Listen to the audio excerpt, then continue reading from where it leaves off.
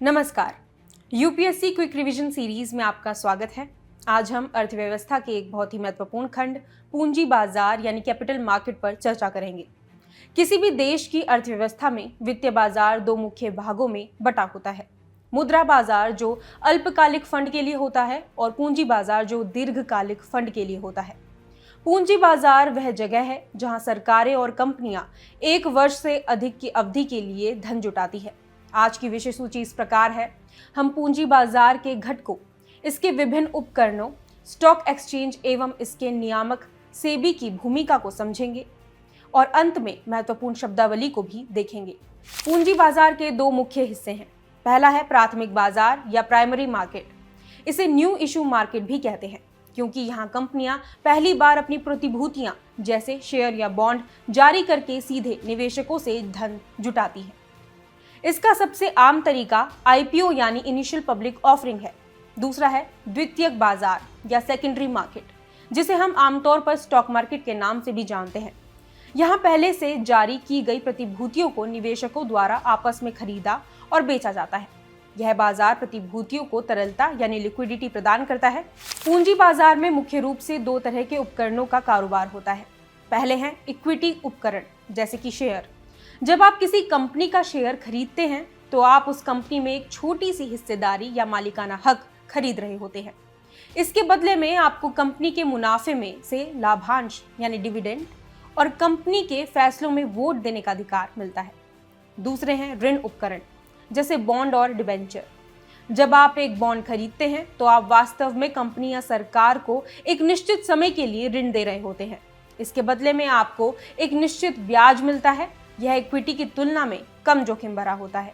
Stock exchange एक संगठित बाजार है जहां प्रतिभूतियों का व्यवस्थित तरीके से कारोबार होता है।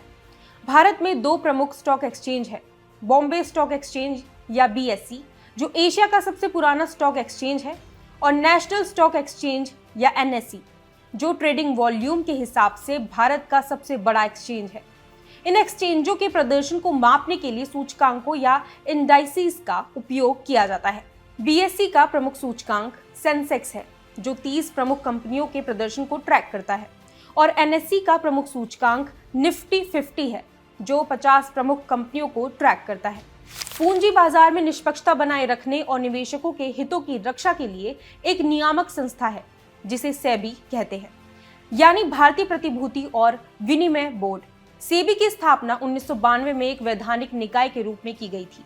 इसका मुख्य काम भारतीय पूंजी बाजार को विनियमित करना है।